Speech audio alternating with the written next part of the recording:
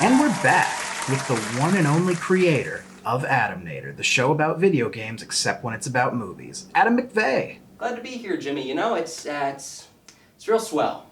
And it's an absolute honor to have you. Now, Adam, the Tetris 99 video, the iconic square joke. Tell me about it. Yeah, the square joke. Jimmy, we really tried to... Wow, what a creative process. And our mailbox has been flooded, and I'm sure yours has been too. Your fans want to know, when is Lovecraft Part 3? See, it's funny you ask that, Jimmy, because you're watching it right now. Did you hear that, folks? He says you're watching it right now. I don't follow. Yeah, me neither, Jimmy. Adam, where are you? Where am I? I don't know, Jimmy. I just don't know.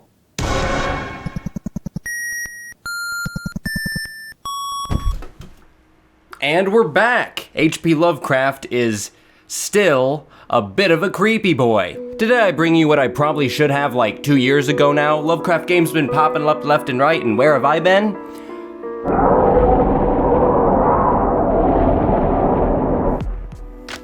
You don't want to know. However, I've been keeping tabs on the mortal realm during my absence, and I may or may not have picked up on an insufferable amount of Lovecraft games. Like, probably just like too many, but we're gonna take a look.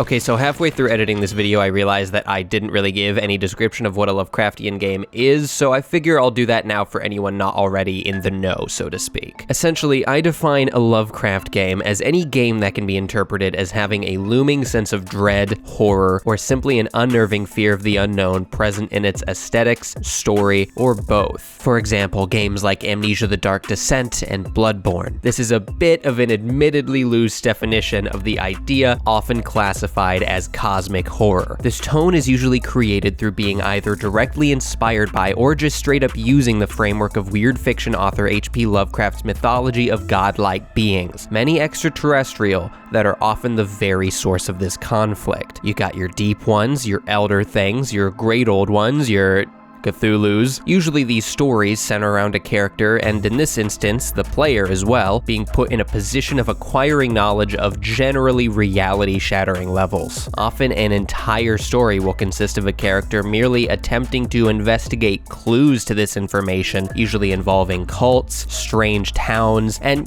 sometimes eventually the beings themselves. When they find out about all this, oftentimes, the poor bastards usually just go insane. Alright, so there you go, and back to the video. To start off, did you know that South Park: The Fractured But Whole actually has a decent amount of Lovecraft stuff in it? Neither did I until my co-writer Jake told me about it. I mean, I hear it's good, but for real though, we have games aplenty. Some might even say too many games. Wink. There's honestly something for everybody to hate here. For everybody to like here, so why don't we just dig right in? First up is Deep Ones.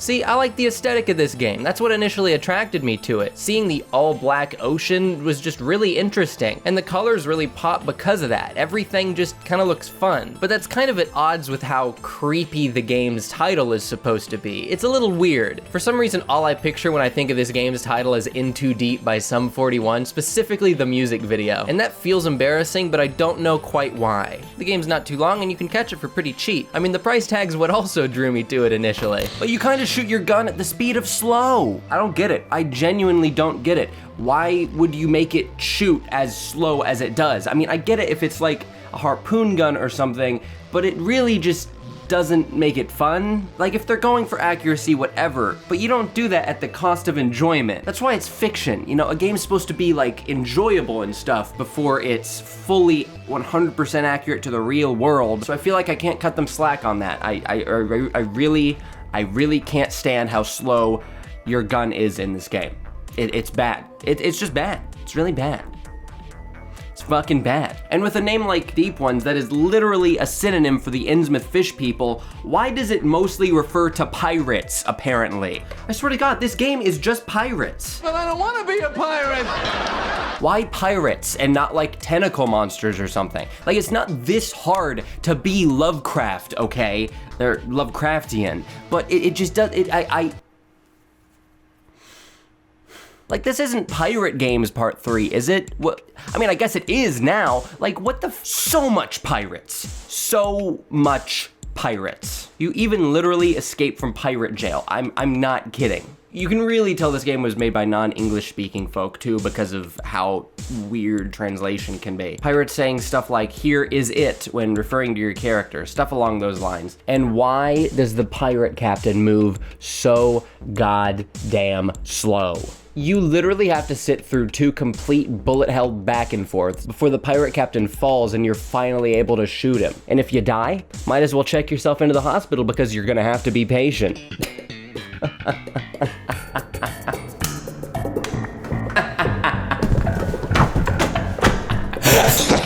I seriously almost quit the game at this point, but I'm glad I didn't because the final chase from the red octopus is fun. Yeah, that's what they call him. Man, the other pirate boss sucks too. He's like, you know, impossible. This was another prior point in the game where I almost felt like quitting. The swing on your sword is about as effective as a butter knife. The boss takes way too many hits, and when you're at this close range, how bad your hitbox is becomes very, very apparent.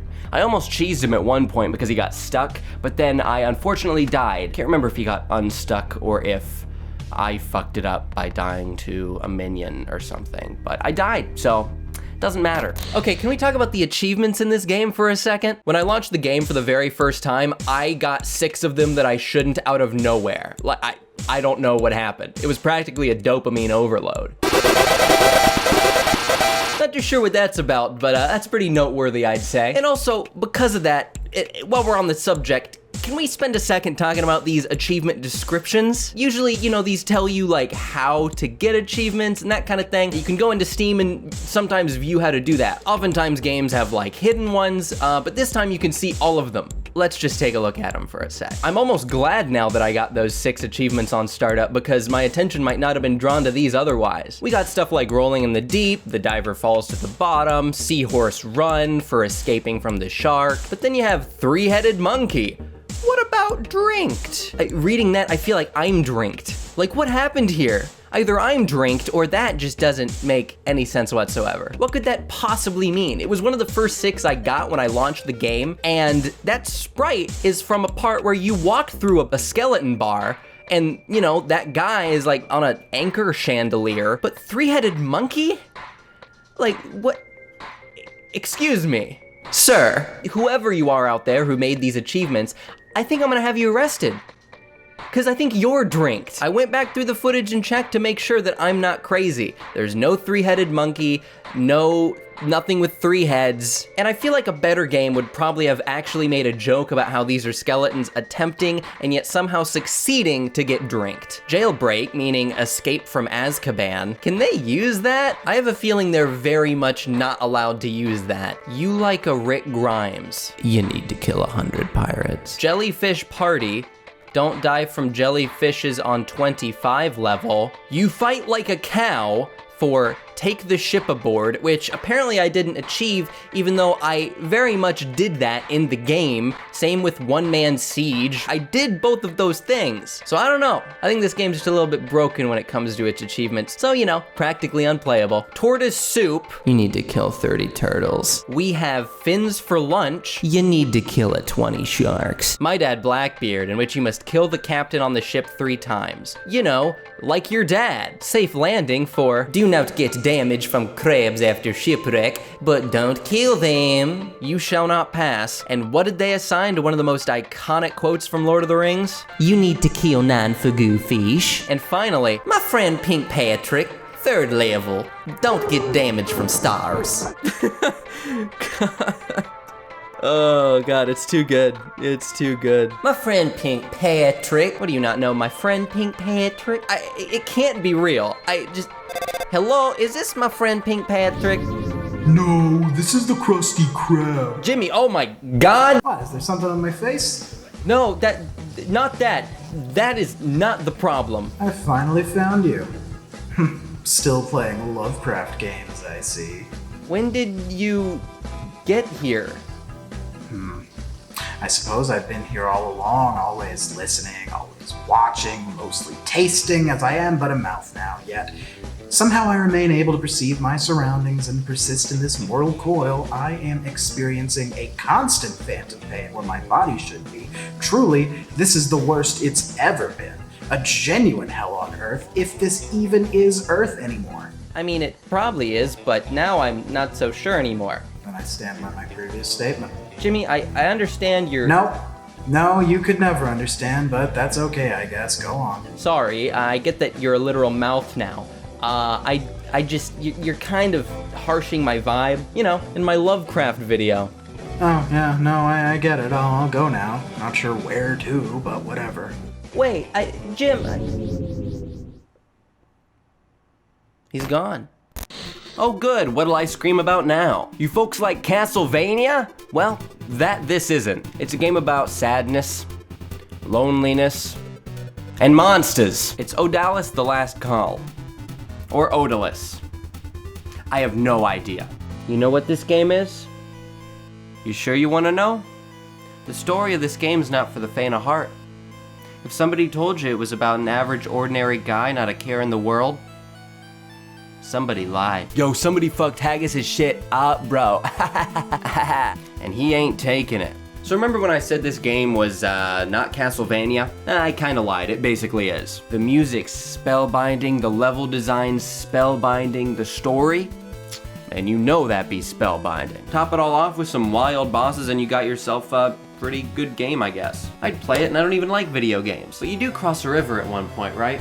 Man, I'm gonna be real with you, Chief, this level blows. At least as far as my memory for my, 3-year-old playthrough goes. Why do ocean levels always just have to suck? Dragging and drifting us around like we're some kind of solid object in their liquid body. Kind of like how we're all aimless souls in a sea of vague dreams about popularity, in which most people quit before they see any kind of return on all the effort they've put into their hard work. Being told to wait, that their audience will find them, and they just never see that happen. Vincent van Gogh died before he saw any kind of success to his artwork. Oh, I'm sorry, we're talking about video games, aren't we? Eldritch Hunter may look kind of generic at first, but honestly, it's incredibly addictive. And I give it props for having its main antagonist be Hastur, the King in Yellow. That boy does not get nearly enough screen time, anywhere. Probably because he wasn't even created by Lovecraft, but, he's still great.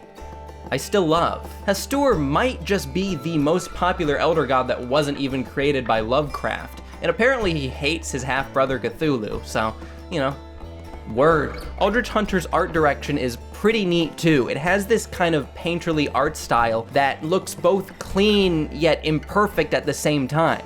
It's just pretty to look at. Every screen looks like a matte painting. It's gorgeous. I like that. I like how the protagonist is this Little Red Riding Hood type. Her name's the Inquisitor. We gotta save the Pope! The levels are crazy challenging and fun. The bosses even more so. You got Dagon, Priest Brain, Shubadub, all your favorite Lovecraftmen. And you can't forget the King in Yellow himself. This fight is whack. You can eventually overcome it for sure. It's just insane at first. God, the music is so nice. Oh, rustic, and God, I just really enjoy it. This game is so cute and dumb. It's worth it just for that. Back here again, it would seem. Oh, Jimmy, nice to have you back. I ended up in an orphanage at one point. Thought maybe that could offer up a new beginning. I used to be known for making children laugh, but now all I seem to do is make them scream. The past 15 years have been a torment unlike any other. I wouldn't wish this on my worst enemy, and Kimmel really hasn't come to. 15 years? Dude, it's been 5 minutes. Oh, great. I guess time really is relative. Damn you, Einstein, and your facts. I suppose facts truly never cared about my feelings. If only I'd listened to him.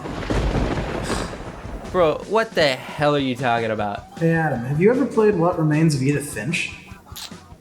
Sometimes I sit back and I ask myself, what truly does remain of Edith Finch. Oh, so you've played it. No, I have not. Oh. Yeah, I just haven't played it yet. I thought it'd be kind of neat to do something different, actually. So, can we roll it? Yeah, let's okay, just here you go.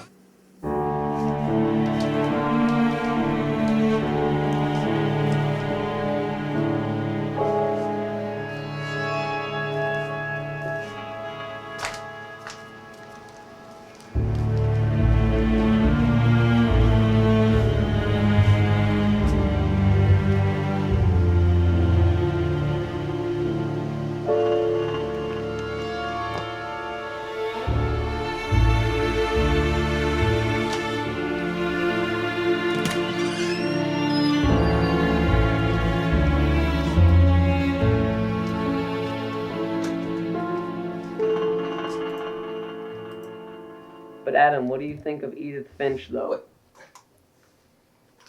I don't know, I still haven't played it. And what, are we still doing this? I thought we cut this bit. Why are you wearing that while you edit? You're in sweatpants. Why do you care? I mean, I'm trying to finish the video. It's supposed to come out today. So You look like a frat house reject. It's a lifestyle! You know what's funny? I think when I wrote the script, I actually confused What Remains of Edith Finch for The Vanishing of Ethan Carter.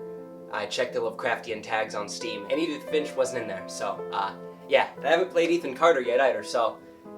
That's embarrassing. Thanks, Adam. Wow, I sure do agree with all of my future opinions on What Remains of Edith Finch. Oh, well, how about Cultist Simulator? Sure, wanna hear me talk about it? Well, I'd love to if the cord of the universe weren't pulling on every fiber of my remaining being, which, when you're a mouth, is roughly analogous to a dentist trying to pull all of your remaining teeth at once. Oh my god, Jimmy, that sounds absolutely terrible. It is. Cultist Simulator is a creative game from Weather Factory that I got a code for like 5 months ago, and I only streamed once like some kind of jerk or something. I figured I'd give it a shot, you know, as you do when you're given a code like that, and then I ended up streaming it for 6.5 hours one night. Most of it was me reading, but people seemed to enjoy it like a lot. And you know what? I also liked it a lot. And I'm not just saying that because the game was free, even though it totally was. I liked it a lot, I really did. I had a great time streaming it. I have advanced a step towards a terrible ascension. Nice. Watching Adam struggle is simultaneously mildly frustrating and exhilarating. Dude, me no use brain often. Aspect mortal. What does that imply? We'll have cards that aren't mortal. I love it. I'll dedicate myself to enlightenment. Can I know? What can I know? I can know Valchion. Okay, yes, but then he meets a horrible fate. It's a fate we all must meet in due time. Twitch chat is going off. This place merits closer investigation. I can explore here. I'll explore this area. Can I put here in? No. But I'll need followers to send. And I haven't even started my cult yet, dude. Yeah, I'm sleeping with reason currently. Whatever that means. I have founded my cult. Cool. Skill of vivid imagination. I guess I'll paint again? Do you ever worry about the fact that some of your favorite artists made all their best stuff while they were on all kinds of drugs and get really, really afraid that you'll never make anything as good as them because of that? Yeah, me neither. Okay, but what is this though? Dark days, I must be careful not to let my doubts creep in. Dread may provoke full-fledged despair. Okay. My vitality is not good. How can I change that? Yeah, my health just kind of left. I put Dread here? I don't know. I don't know. I don't know what to do. I mean, it was really interesting and unique being like a card game. I mean, sure, the Call of Cthulhu game's been out for years, but only nerds play with physical card games. And listen, I ain't no nerd. No, sir.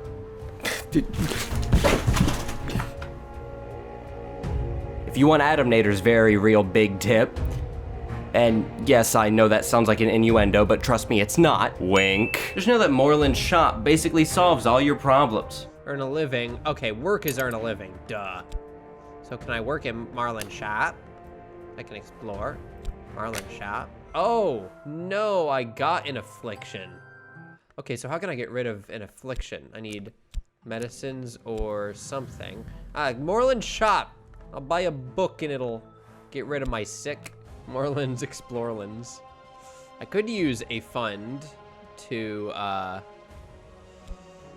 explore more Morelands. Screw rent and food. Let's buy books. Directions to Morelands. We're getting Morelands. Click that like button if you remember Morelands. Yeah, baby, Morelands. Yeah. A lit street had an ill-favored. Oh, I got Morelands.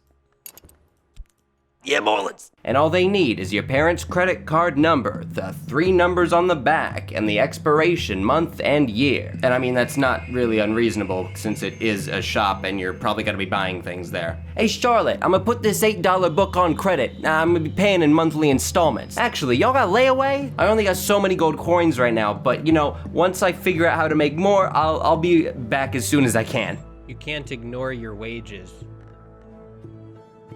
I mean, I don't know how to not. Can I work at the shop? Can I work at the shop? Oh, my inspiration. Oh, I haven't been putting in inspiration. Okay, I could put her in as inspiration. My inspiration is funds. Can you give me some, please? I am forcibly escorted out of Morelands. Funds out for Harambe. Thank you, CJ. You know, I'm just excited. I'm buying this book for my wife for Christmas. But little do I know, she sold her book holder to buy me those glasses I've been eyeballing. But unfortunately, to buy her this book, I sold my fucking eyes. I don't even know what a book holder is, but apparently in this day and age, you absolutely need it to read. Hey, I think I figured it out.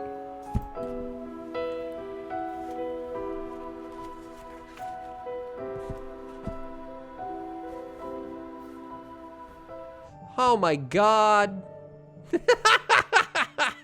I wish I had chat in the I just want to get.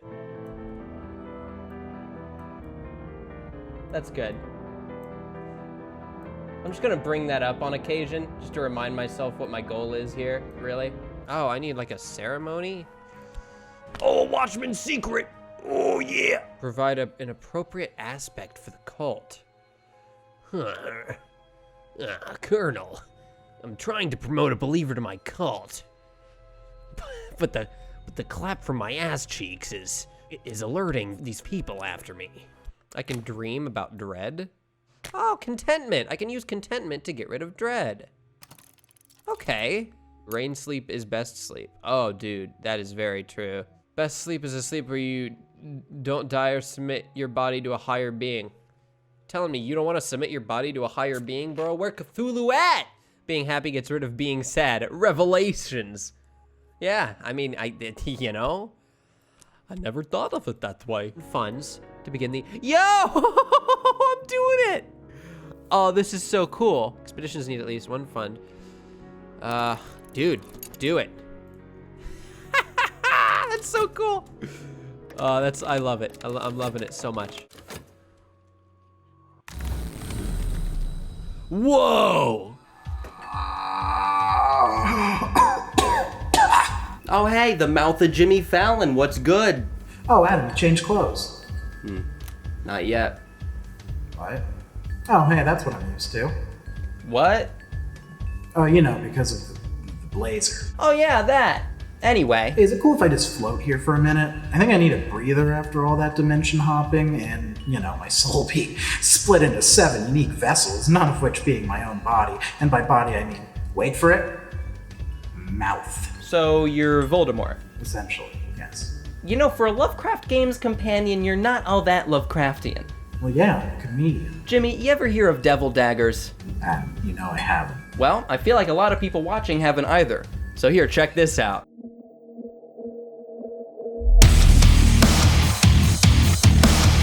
That's pretty cool, right? What the hell did I just watch, and also how did I watch it? Devil Daggers is an extremely strange indie survival bullet hell arena shooter FPS game. And a mouthful. I found this while searching up the Lovecraftian tag on Steam. You know, you do what you gotta do. And I haven't even played that much of it. Apparently it gets insane. I just thought it'd be fun to cover real quick for some variety. Like, go check this out if this looks cool to you. Like, for real, it's wild. Just look at this nonsense. I think my favorite part are like the freaky things that you just see at the edge of the screen and you're like, oh my god, I'm gonna have to fight that. Hell, I'm pretty bad at it, but I just absolutely love its atmosphere. It has brilliant sound design. You can hear these things like wriggling and like they sound like bugs. It's great. Just they're wriggling and squirming. Like, listen to some of this. You shoot projectiles out of your hand. Like, how cool is that? This game is all about being dropped into a hostile situation without warning and learning how to effectively maneuver around all this giant unknown bullshit that's trying to end your existence, just like life. You have to adapt to all the patterns these disgusting looking enemies throw at you. It's pretty much like learning how to ride a trike. Specifically a trike. And that's it for Lovecraft Games today. I definitely had more to talk about, but this video is getting way too long, so I guess we'll save that for another time. Adapting's weird, because if you change your content, are you doing it for yourself or for the viewer? Does that matter? If you change your content to something that gains more traction these days, are you labeled like a view chaser or something? But is that title or what comes with it even kind of a bad thing? The idea behind it more like. I make videos for myself, to reach some sort of satisfaction, but if no one watches them, why do I still feel unsatisfied? It's interesting, because I think that leads me to conclude that I don't purely make videos for myself. I make them to be watched. Yeah, fucking obviously, dude. You know, about 50 years ago, at least I think about 50 years ago, based on my fractured memories, I had this talk show. I hosted it, and we would have guests come on, and it was great. I'm pretty sure I had you on at one point. And hell, we enjoyed doing it, sure. But even then, it was still about getting people to watch, you know? I think any artist wants their work to be appreciated by someone. Except maybe Kurt Cobain. Thanks, Jimmy. Thanks. No problem, buddy. Is that really how we're ending your comedic video game video? With a really sweet, genuine moment? I think so. You know, Lovecraft games are neat, because, realizing we're not all that important in the grand scheme of things can do us some good. It helps to remind me to be genuine, and why I started making videos in the first place. To have the fun I saw other people having. I wanted to do that, and I do. Because if there are thousands of other people trying to do the exact same thing you are, then why try to be anyone but you?